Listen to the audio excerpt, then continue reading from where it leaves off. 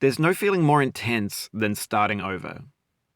If you deleted your homework the day before it was due, as I have, or if you left your wallet at home and you have to go back after spending an hour in the commute. If you won some money at the casino and then put all your winnings on red but it came up black. If you got your best shirt dry cleaned before a wedding and then immediately dropped food on it.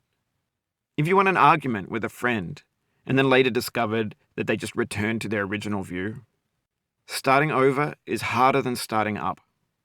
If you're not ready for that, like if you've already had a bad day, then what you're about to go through might be too much. Feel free to go away and come back. I'll be here. Alright, thanks for coming with me on this trip. I'll understand if you have to take a break at any point. Just find a safe place to stop and quit the game. And don't worry, I'll save your progress, always, even your mistakes. This game is a homage to a free game that came out in 2002, titled Sexy Hiking. The author of that game was Jazzuo, a mysterious Czech designer who was known at the time as the father of B games. And B games are rough assemblages of found objects. Designers slap them together very quickly and freely, and they're often too rough and unfriendly to gain much of a following. They're built more for the joy of building them than as polished products. In a certain way, Sexy Hiking is the perfect embodiment of a B game. It's built almost entirely out of found and recycled parts, and it's one of the most unusual and unfriendly games of its time. In it, your task is simply to drag yourself up a mountain with a hammer. And that act of climbing, in the digital world or in real life, has certain essential properties that give the game its flavor. No amount of forward progress is guaranteed. Some cliffs are too sheer or too slippery. And the player is constantly, unremittingly in danger of falling and losing everything.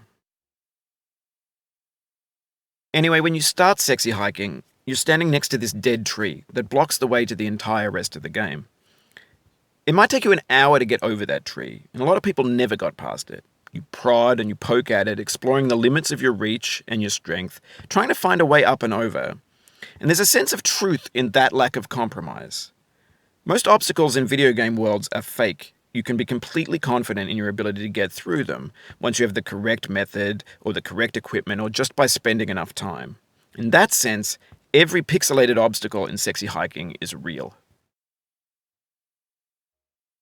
The obstacles in Sexy Hiking are unyielding, and that makes the game uniquely frustrating. But I'm not sure Jazzuo intended to make a frustrating game. The frustration is just essential to the act of climbing, and it's authentic to the process of building a game about climbing. A funny thing happened to me as I was building this mountain. I'd have an idea for a new obstacle, and I'd build it, test it, and it would usually turn out to be unreasonably hard. But I couldn't bring myself to make it easier. It already felt like my inability to get past the new obstacle was my fault as a player rather than as a builder. Imaginary mountains build themselves from our efforts to climb them, and it's our repeated attempts to reach the summit that turns those mountains into something real. When you're building a video game world, you're building with ideas, and that can be like working with quickset cement.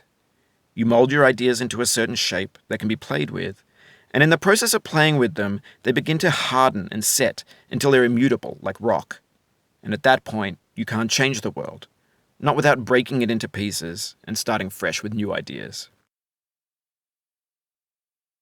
For years now, people have been predicting that games would soon be made out of prefabricated objects, bought in a store and assembled into a world.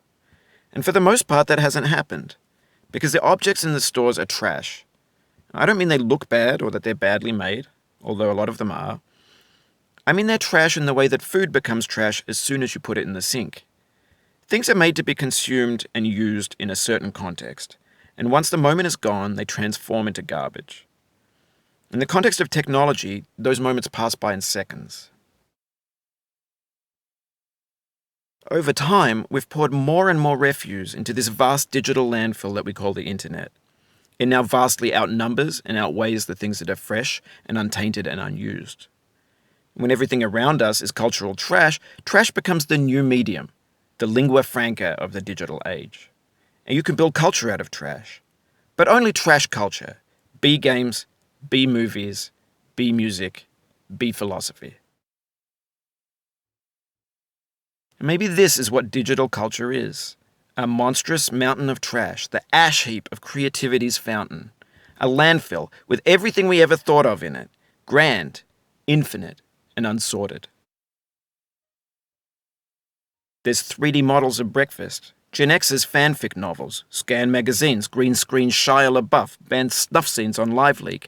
Facebook's got lifelike bots with unbranded adverts and candid shots of Kanye and Taylor Swift mashups, car crash epic failed GIFs, Russian dashcam vids, discussions of McRibs, discarded, forgotten, unrecycled, muddled, rotten, untitled. Everything's fresh for about 6 seconds, until some newer thing beckons, and we hit refresh. And there's years of persevering, disappearing into the pile, out of style, out of sight. In this context, it's tempting to make friendly content that's gentle, that lets you churn through it but not earn it. Why make something demanding if it just gets piled up in the landfill, filed in with the bland things? When games were new, they wanted a lot from you. Daunting you, taunting you, resetting and delaying you. Players played stoically. Now everyone's turned off by that. They want to burn through it quickly, a quick fix for the fickle, some tricks for the clicks of the feckless.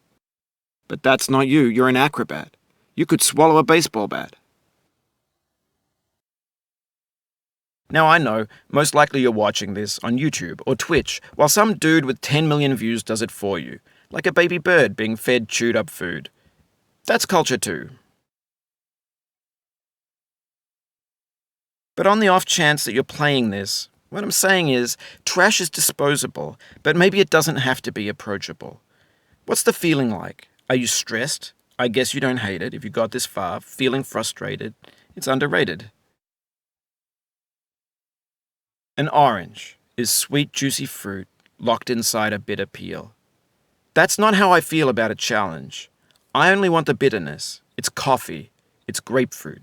It's licorice. It feels like we're closer now, composer and climber, designer and user. You could have refused, but you didn't. There was something in you that was hidden, that chose to continue. It means a lot to me that you've come this far, endured this much. Every wisecrack, every insensitivity, every setback you've forgiven me is a kingly gift that you've given me. We have the same taste, you and I. It's not ambition, it's ambition's opposite. An obdurate mission to taste defeat. You'll feel bad if you win, so I put this snake in for you. Have you thought about who you are in this? Are you the man in the pot, Diogenes? Are you his hand? Are you the top of his hammer? I think not. Where your hand moves, the hammer may not follow, nor the man, nor the man's hand. In this you're his will, his intent, the embodied resolve in his uphill ascent.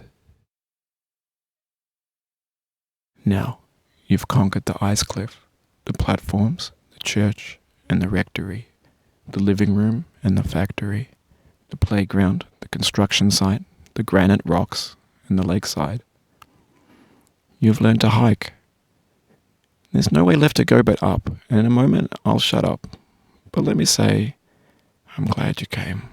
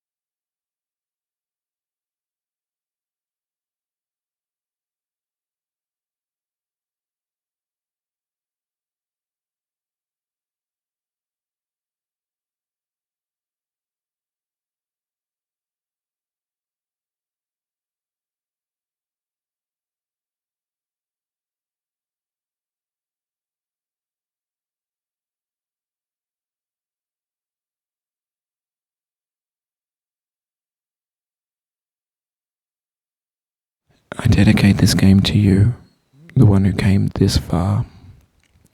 I give it to you with all my love.